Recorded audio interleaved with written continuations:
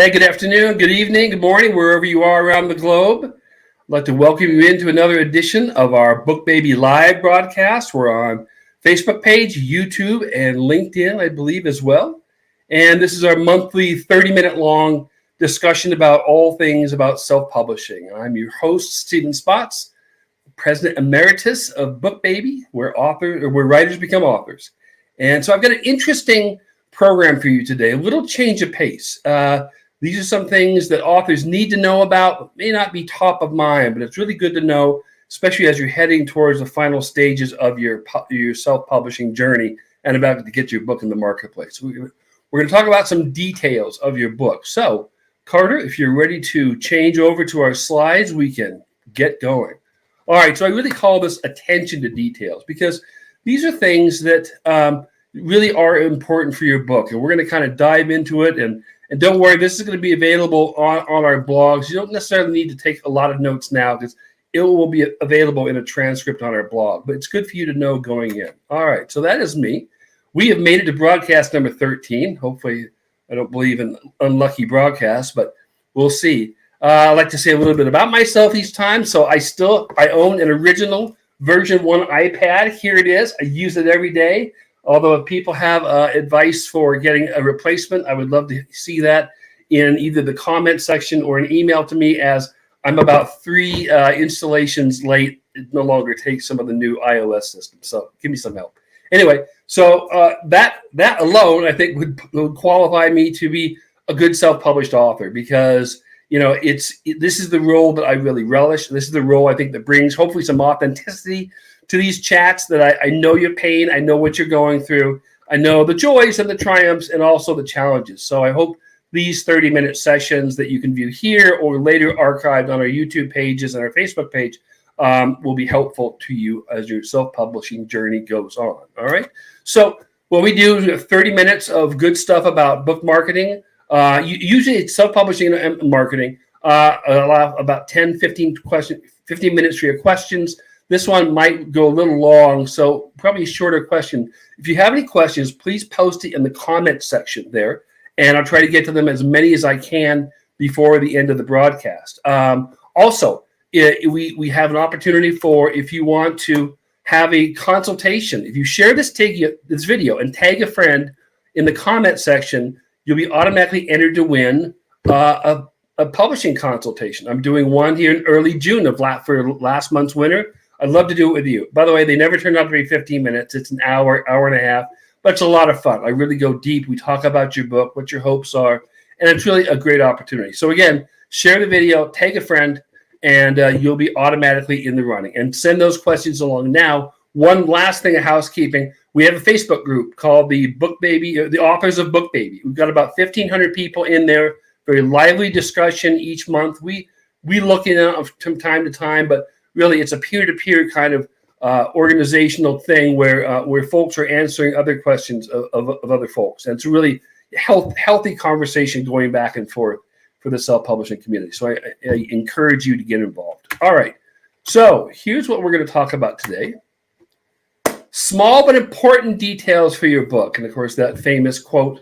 By the way, Ben Franklin, I try to reference our Philly roots all the time. He sort of took responsibility for part of that quote in some of those documents I was doing my research.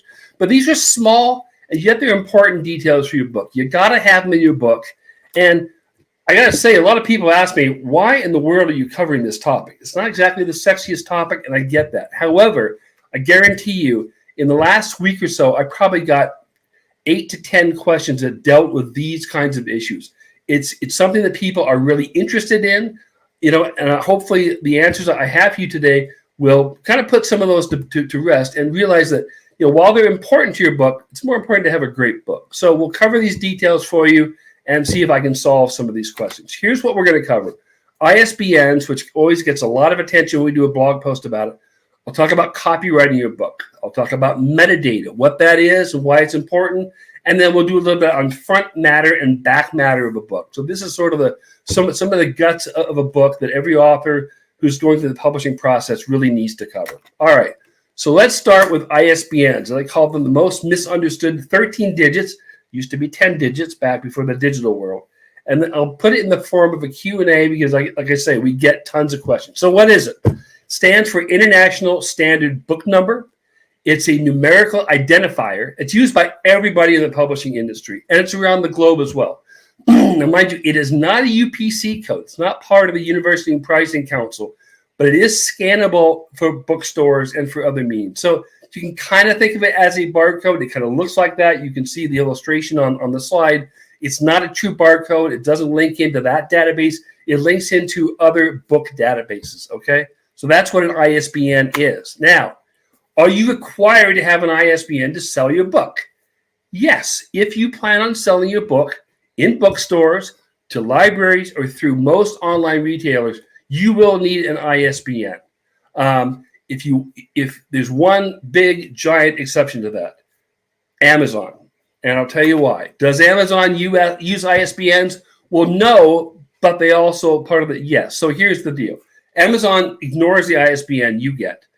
It's in the metadata that they'll list, but they assign you an ASIN, the Amazon Standard Identification Number, and that's what they use. So if you're only selling your book on Amazon, which of course we do not recommend because you're missing out on a huge potential market, you can get by with not having an ISBN. Not recommended, of course, because Amazon, if you do happen to have an ISBN number that someone sees in a Twitter post or on Facebook, and they copy and paste the ISBN number into the Kindle search, your book will come up if you do have the ISBN. So it never hurts to have it. And again, we strongly urge you to go beyond Amazon in distribution of a book. But Amazon doesn't use them for their official identifiers of books.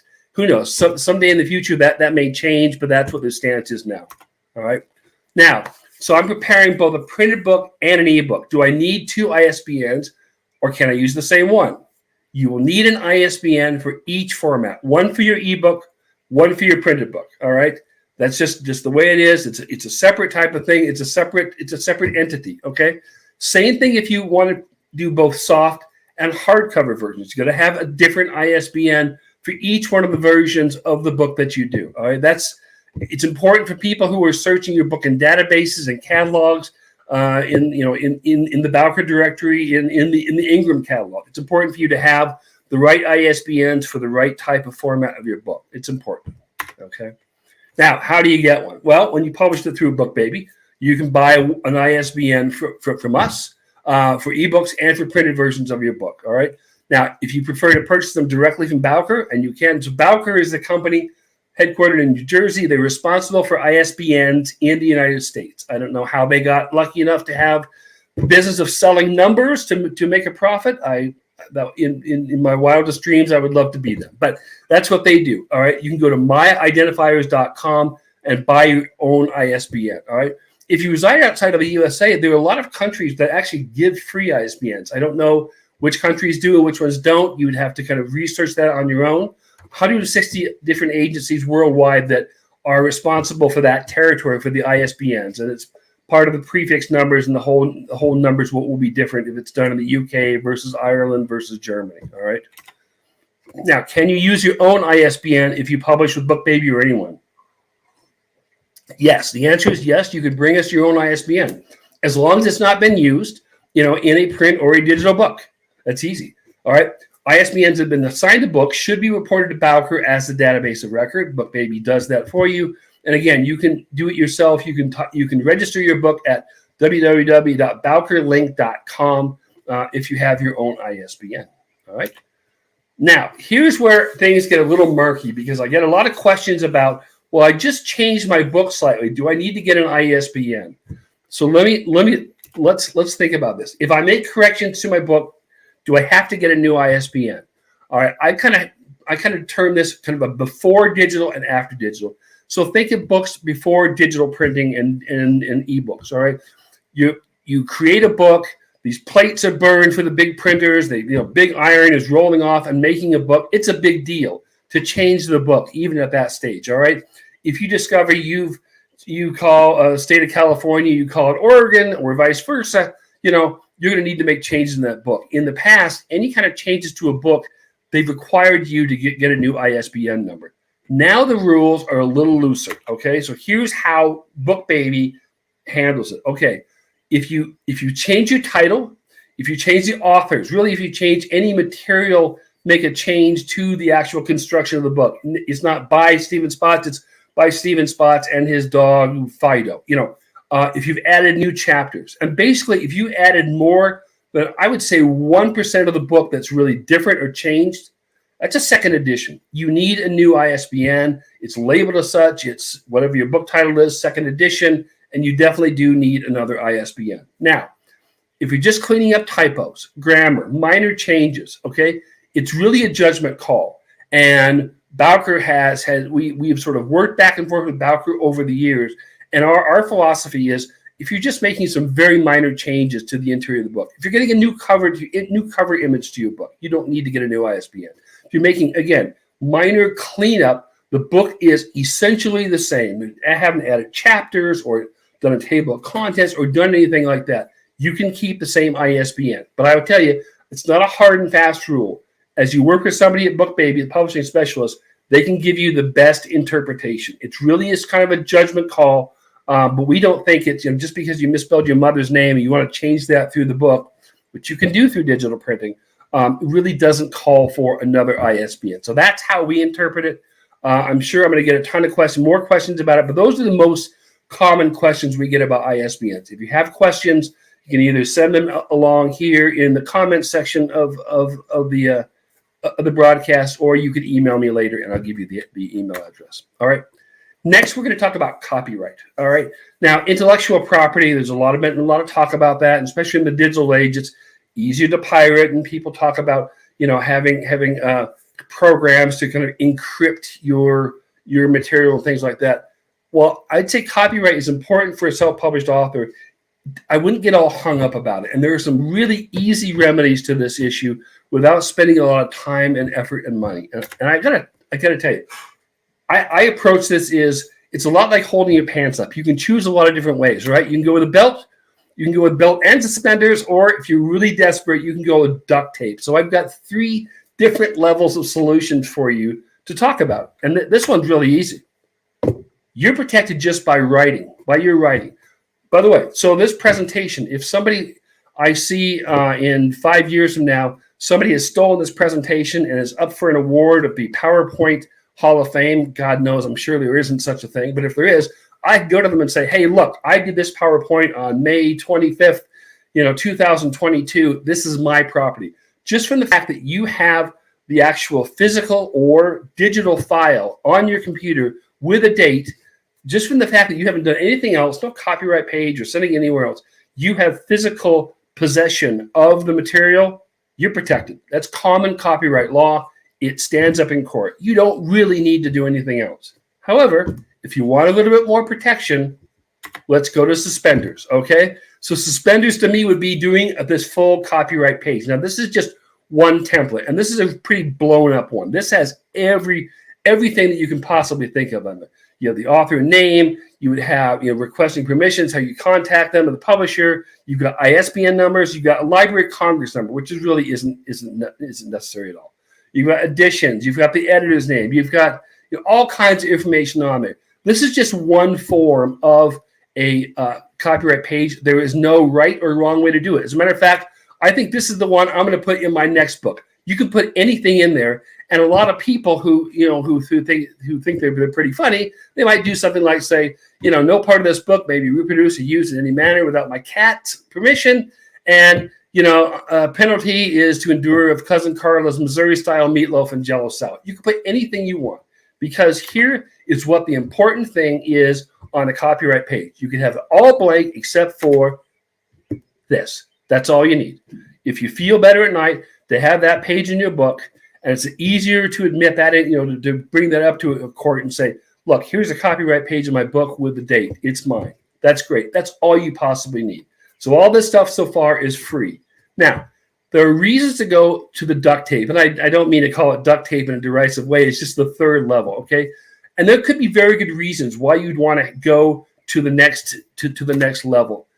And that is if you have, say, you have another author, you have a co-author, or you're working with companies in publishing this, or your publisher might demand this of you. I mean, there are a lot of good reasons to have a third party actually do some work on your copyright.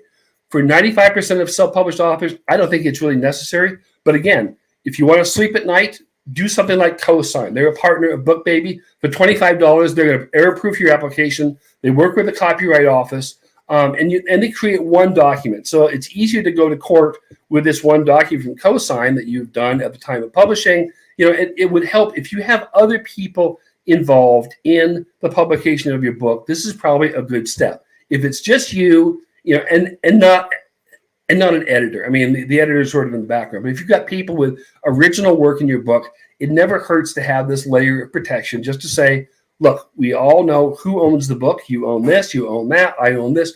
Just so it's very good communication. So again, I would recommend that if you have collaborators or you just want that extra measure of protection. All right, so that's belt suspenders. But I gotta say, copyright should not be top of mind. And please don't take offense to this, but I would put myself in the same category as an indie writer. I don't think there's anybody out there waiting to copy my book. They're looking for the popular books. They're selling millions, and they're going to look for Daniel Silva or James Patterson, a couple of my favorite authors, and they're going to try to pirate those books. It really is not an issue. Now, I will say that on the one breath of like, it's a lot of fiction writers and things like that. But if you have a textbook and you have some things which are really important for you to own, copyright is something for you to pay attention to. But again, it's just part of the process. You decide how much you need or how much you don't need. All right. All right, let's turn to this. And I've talked about this in the past, but it's worth noting again. Metadata is a really important component to the selling of your book. This is something where you should take the time to really study it and do it right. And what it is, it's data about your book. All right. It's the stuff that goes in and it's consistent across every single platform for wherever you're selling it, be it BookBaby's bookshop to Amazon. So what's in it? It's things like this: your title and subtitle, ISBN, author, the format. Is it ebook? Is it printed book? What's the publication status? When was it published? When was it published? BISEC code are the numbers that denote a genre and a subgenre. These lists, by the way, are out there. You can find out if you do books about ducks who are racing. I'm sure there is a genre and a subgenre that pertains to that. You list that. You do a long and short description of your book. Different bookstores pick up different types of descriptions. I'm not sure currently. I think Amazon is taking the short description currently now. One of our bookstores I know does the long description. Our bookshop, you can put the long description in there too. And then your publication date and on sale date. All right. Also things like what sales territory, page count. If you have an audiobook, it's the runtime, spine size, book weight, really all the kind of data about the book. But the most important one here is the keywords. And again, if you publish through BookBaby, you'd be going through and it would be a form where you would be filling in all this information if appropriate, and then you have a chance to do keywords. But don't think of them as just words. It's 50 characters. You can do phrases too, all right? And there's a lot of good material on the BookBaby blog about how to find the best keywords for your books. I strongly encourage you to go about that. So metadata is something you should, take your time, do it right, and have this finished by the time that you're ready to publish your book. It's important. Okay, Nick. And then finally, front and back matter. And let's cover this really quickly. So again, this is, again, when you open up a book, you've got stuff in the front and you've got stuff in the back, all right? And for some people, it makes it easier for people to understand what version or edition it is, if that's important, for collectors especially. Marketers, academics, they like to give a lot of credit to that type of thing. And frankly, you know what? It just makes the book look more professional if you kind of adhere to some of the standards of what front and back matter is. So again, what can be in front matter is title pages, names of the author, the edition, publication date. You've got some other details, publisher name and logo, but frankly, you can put a lot of things up there: testimonial, a disclaimer, acknowledgement, a dedication, introduction. This is completely up to you. And a lot of these things I'm talking about, outside of metadata, this pretty much is a format that you need to follow. If you have the information, you put it in. A lot of this stuff is really up to you, all right? So you can put what you want there and have as many pages of front matter that you need. It could be table of contents or something that is really important. That's part of that front matter if you want that in there, okay? Back matter is the same type of situation. You might have a blurb, biography, you have with photo, you could have testimonial quotes, you could talk about the next edition of the book. Also, some other, especially nonfictions, they might have an appendix, a glossary, an index, and even advertising, the publisher or the author's other books. Once again, this is all up to you of what you want to put on there. There's no set standard for per genre or level of author. That really is up to you. All right. So again, I just wanted to cover these details, and yeah, they should be part of your book. But frankly, the amount of time you spend on them should be minuscule to where you should really focus, and that's in two areas. And I've preached about it often: writing your best book and then getting it edited. All right. And the time that I would advise people to work on their all these details is as the book is being edited. It's going to be 2-3 weeks before you get your edited manuscript back. That's when you can go in and work on your front and back matter, work on your copyright pages, make your decision about copyrights, and then do all of your metadata too. And think carefully about those keywords. They're very important for Amazon searches. As I say, great resources on our blog. We've got great ideas for you how to find your best keywords for your book. All right. So I'd like to close some things with a nice note. Barbara gave us one a couple weeks ago. She's new to self-publishing. She chose to go with us after finding us in the top 10 self-publishing. Well, I would hope so. We're probably the top, I hope. From the moment I opened my account, I was able to see what step I was in my project and know what was coming up. The final product exceeded expectations. We love to get these kind of notes. Go to our Trustpilot page. You'll see more. You'll see some real ones too, where perhaps things haven't gone perfectly, but by golly, we do everything in our power to make sure things go well. All right. And then tomorrow, I'm happy to say our next podcast is going to drop. And we're talking to Denisha Keating, Dr. Denisha Keating.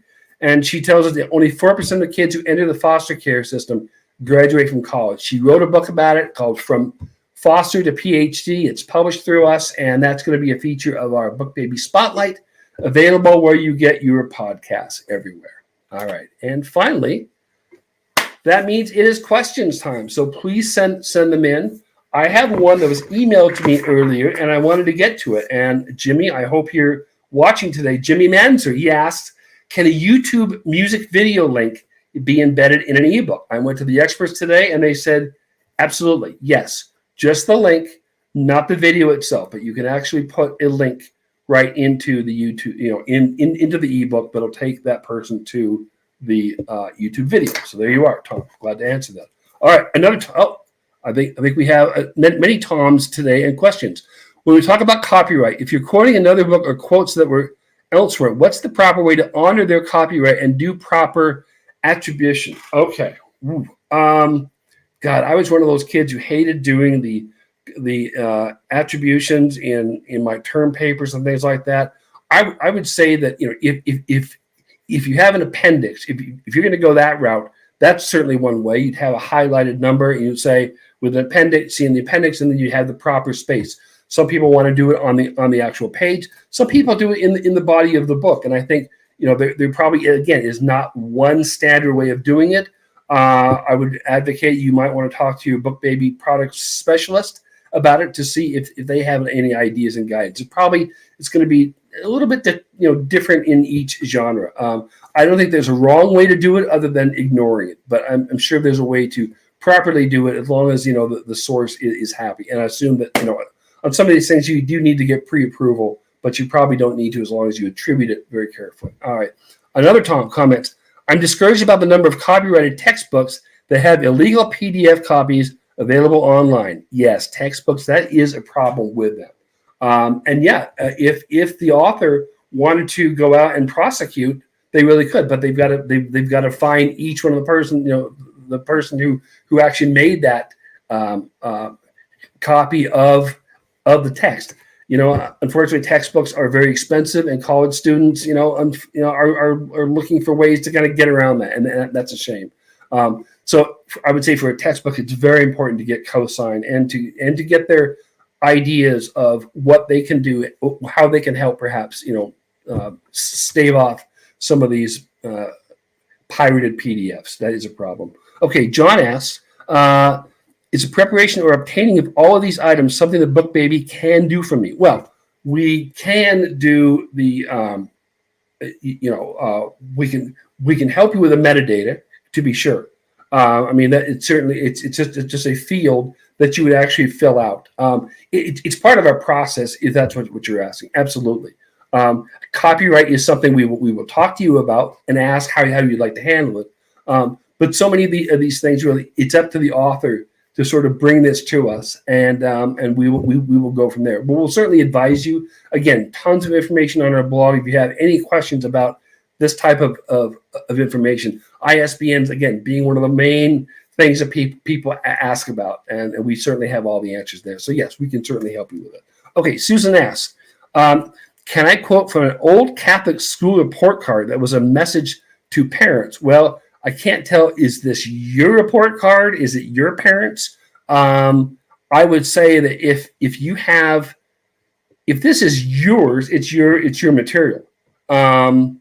If it's something that is somebody else's report card, I would be a little afraid of saying that it's a blanket yes. It would definitely be a situation where if you have the material, if it's yours in your possession, you pretty much have the rights to really do it. Don't hold me to that, though. But if it's somebody else's report card, I think you better get permission. Okay, Shirley asks, I'd like to use a video trailer to show the standard blurb to advertise my book. Would BookBaby Shop offer this? You could put a link in your bookshop page to a trailer or a video.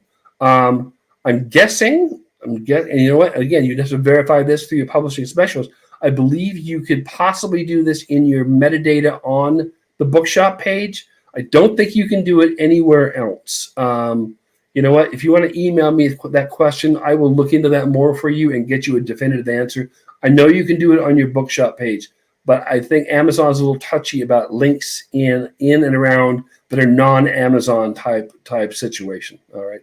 Okay. Here we go. Rainia asks, how do you give credit from an article or quote from Instagram or Facebook? Ooh, quoting from social media. You know what? I don't know on social media. That's a new area for me. Rainia, if you want to jot that question down, send it to me. I will also put that out there, and we'll include this, by the way, with the transcript of this broadcast, so I don't steer you wrong.